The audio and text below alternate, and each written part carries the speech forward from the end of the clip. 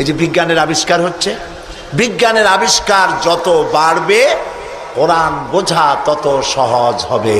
সুবহানাল্লাহ। নবীজি কোরআন তেলাওয়াত করছেন আর অমুসলিমরা ইসলাম কবুল করে চলছে। কাফেরেরা সচেতন হয়ে গেল, আমাদের লোকগুলি তো আর ধরে রাখতে পারবো না, সব তো মোহাম্মদ সাল্লাল্লাহু আলাইহি সাল্লামের পিছনে লাইন লাগাইছে।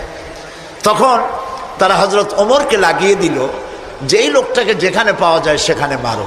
হযরত ওমর রাদিয়াল্লাহু তাআলা আনহু তখন জাহিল, তিনি কাফের ছিলেন, মারার জন্য নেমে গেলেন।